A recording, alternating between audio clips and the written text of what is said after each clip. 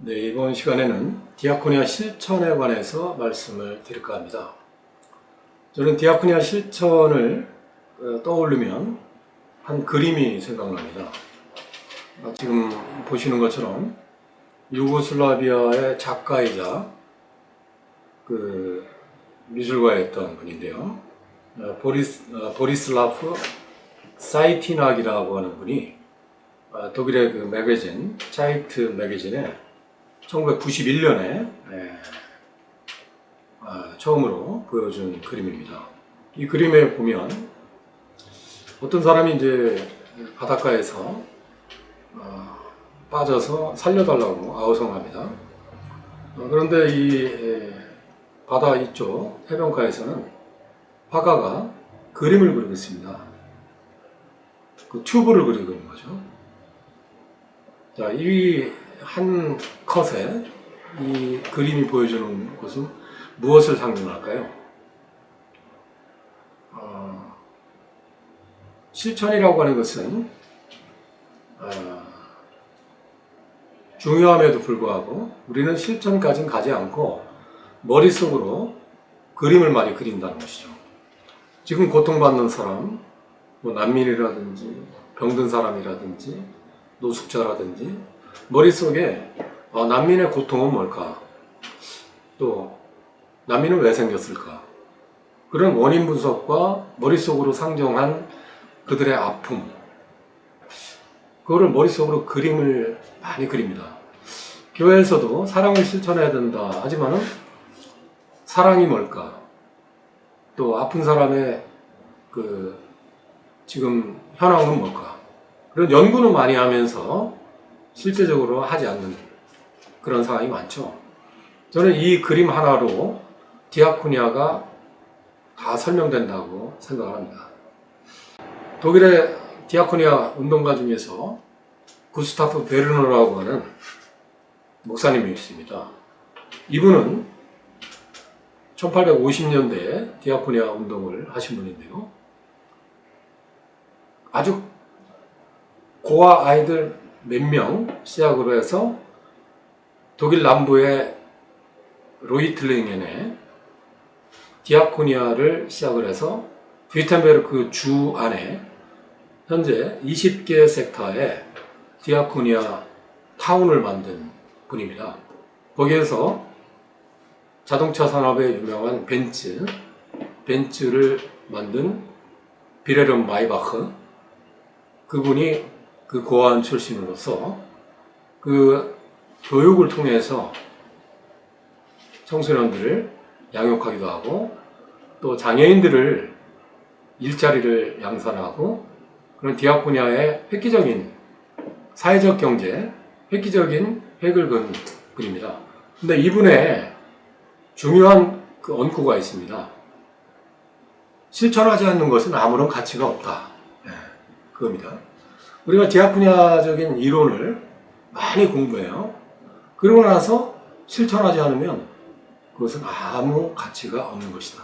바로 브루드하우스 디아코니아를 기초한 구스타브 베르너 목사님의 말씀입니다. 여러분, 우리가 디아코니아 실천을 왜 하죠?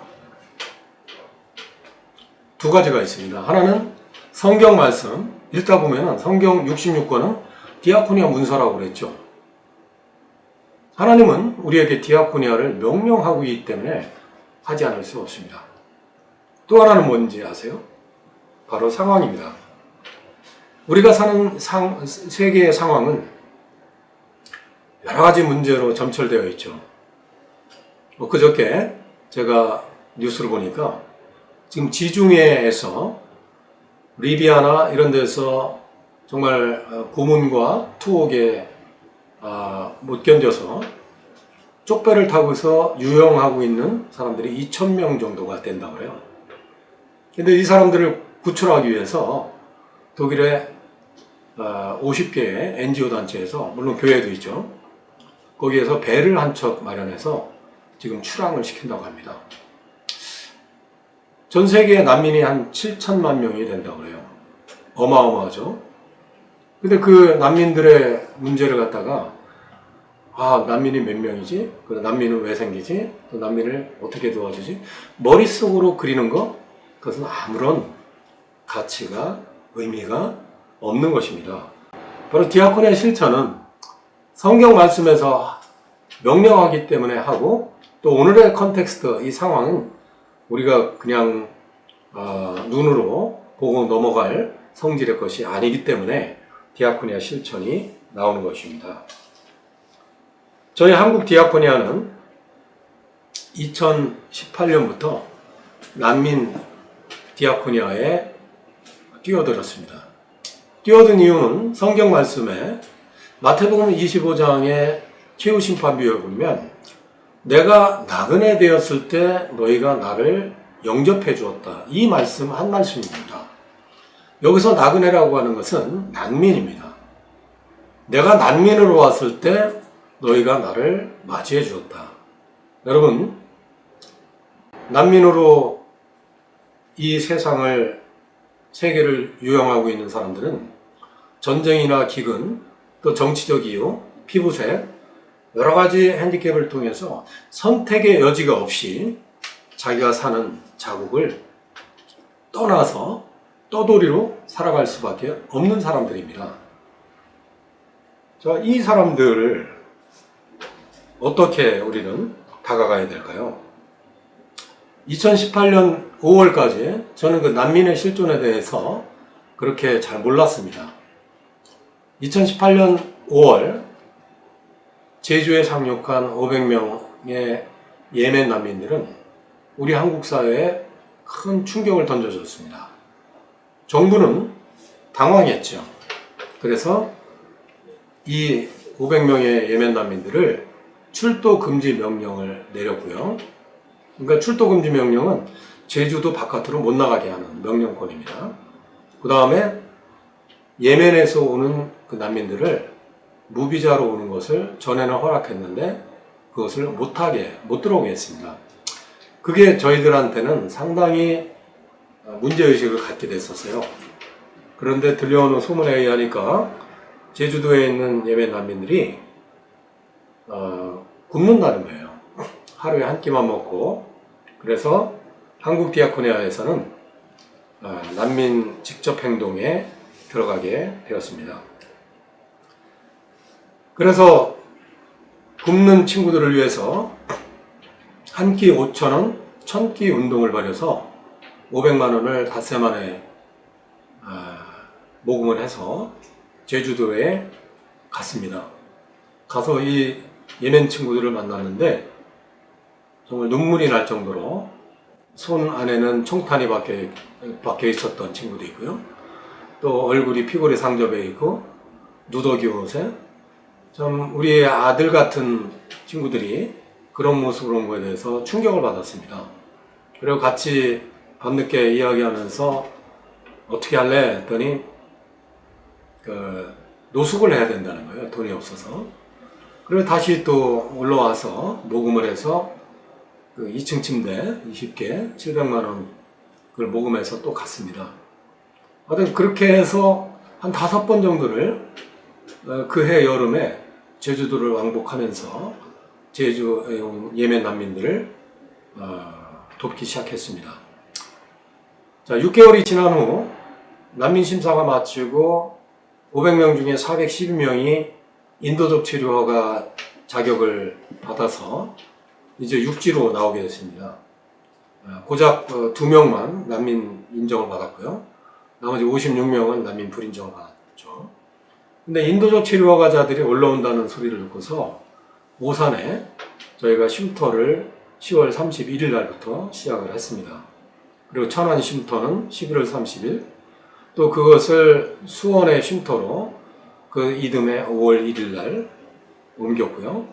또 옮기면서 우리가 YD 케밥하우스라고 하는 사회적 기업을 시작을 했습니다. 또 YD 평화열차라는 난민 방송을 시도를 했고요. 그런데 이제 이 예멘 난민들을 만나면서 저희들이 한 일이 상당히 다양한 일을 하게 됐어요. 우선은 원어가 안 되니까 그래서 한국어도 가르치기도 했고요. 그리고 병원에 의료보험증이 없으니까 병원에 무료로 하거나 저렴한 병원에 같이 동반하는 일, 또 출입국 사무실에 가서 비자 문제를 해결하는 일, 또 동사무소에 가서 고소 신고를 하는 일, 또 이제 공장에 가서 일을 할 때 일자리를 연계해 주는 일. 그러니까 말을 할 수 없고 아는 사람이 없으니까 하나부터 열까지 마치 그 갓난아이가 어머니 뱃속에서 처음에 나올 때처럼 아무런 무방비한 상태에서 한국 땅에 떨어졌기 때문에 이들을 동반하면서 돕는 일은 상당히 많은 다양한 일들을 한 것으로 이야기를 할 수 있습니다. 그러다 보니까 예멘 난민뿐만 아니고 이제 그 이듬해는 앙골라에서 온 그 난민, 즉 루렌도라고 하는 그런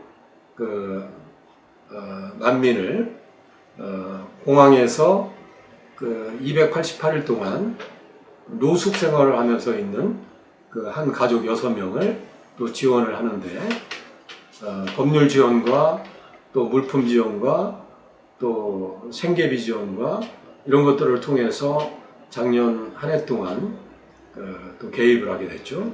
그리고 법원에서 우리가 처음에는 패소했지만은 그 다음에 승소를 해서 바깥으로 나왔을 때 생계비 문제라든지 주거 문제라든지 이런 것들을 우리 NGO 한국디아코니아가 깊게 개입해서 도움을 주었고 지금은 이제 일자리까지 이제 연계를 하는 것으로 계속 일을 했습니다. 이러한 난민이라고 하는 실존은 가방 하나 들고 온 사람들이에요. 선택의 여지 없이. 그렇기 때문에 이분들을 정부에서나 지자체에서나 도와야 되는 게 마땅한데 지금 한국에서는 그런 것이 잘 작동되지 않고 있습니다.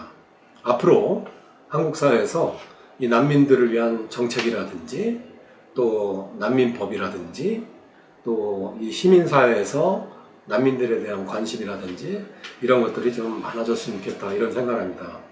한국에 난민이 몇 명이 있을 것 같아요? 지금 1994년도부터 우리 한국에 이제 난민을 받기 시작했는데 누적 수가 4970명이라고 합니다. 그런데 이게 난민 수가 기하급수적으로 늘어나요.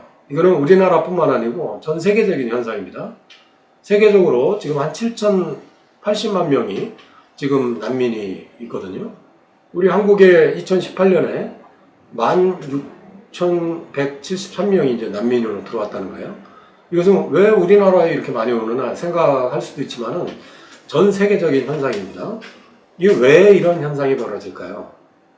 그것은 경제적인 이유도 있고 또 지금 자본주의가 신자유주의가 되면서 여러 가지 경제적인 난항 이런 것들에 의해서 생겨나기도 하고 또 국가 간의 어떤 내전을 지원하는 형식 속에서 또 그 뒤에는 이제 무기 산업자들이 이제 내전에 개입하면서 무기를 많이 써야 되니까 한 나라가 조용한 나라가 이제 내전과 전쟁에 휩싸이는 그런 경우도 많고요.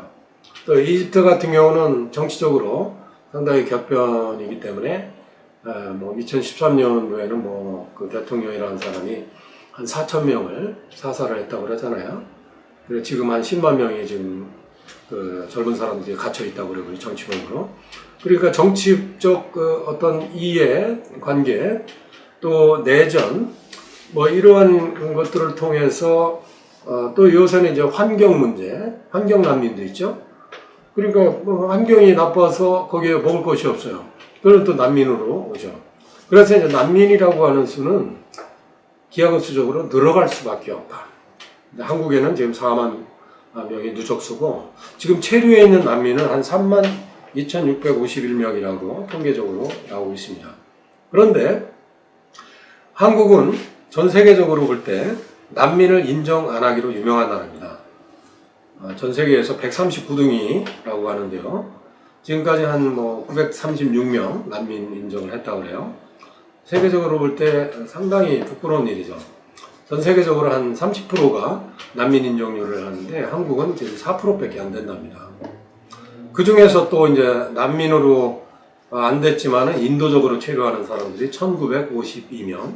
지난번에 예멘에서 온 친구들은 거의가 지금 인도적 체류 허가자가 돼 있죠. 난민 불인정을 받은 사람들이 1982명 정도가 있고요. 또 출국 명령 받은 사람이 5,440명 이렇게 있다고 합니다. 그러니까 한국의 난민들이 이렇게 있다는 것은 우리 주변에 우리가 알게 모르게 거의 뭐 유령처럼 또 비존재처럼 어떤 친구들은 외국인 등록증도 없이 어떤 자기를 증명할 그런 페이퍼 한 장 없이 그렇게 떠도는 그런 친구들이 많이 있습니다. 이 난민이라고 하는 개념을 우리가 잘 알아야 되는데요. 난민이라고 하는 실존은 어떻게 해서 생겨나느냐. 난민과 일반 이주민과는 틀린데요. 그 이주민들은 자기가 선택해서 떠나온 사람들입니다. 난민은 선택의 여지가 없이 인종의 문제로 또는 종교적인 문제로 또 국적이나 민족의 문제 그리고 특정 사회 집단 구성원 신분의 문제 정치적 의견으로 박해를 받을 수 있다고 인정할 만한 충분한 근거가 있을 때 그리고 공포로 인해서 선택의 여지 없이 국적국을 떠나온 사람을 난민으로 정의를 내고 있습니다. 지금 한국에 온 난민들 보면요. 지금 대표적으로 예멘 난민들 아까 말씀드렸잖아요. 예멘이라는 나라는 지금 나라가 정지됐습니다. 그 나라는 2011년부터 아랍의 봄 이후로 2013년에 그 장기 집권했던 대통령을 몰아내고 그 이듬해 또 대통령을 몰아내고 그 이듬해 2015년에는 그 주변 국가의 그 사우디와 이란이 개입을 하면서 내전이 격화가 됐습니다. 그때부터 지금 5년여 내전이 되는 동안에 정부군과 반군으로 갈라져 있죠. 그리고 그 옆에는 또 분리주의 세력이 있어요. 또 알카이다라고 하는 또 세력이 있어요. 이런 여러 가지 또 부족 간의 갈등 이런 것들에 의해서 나라가 정지가 된 겁니다.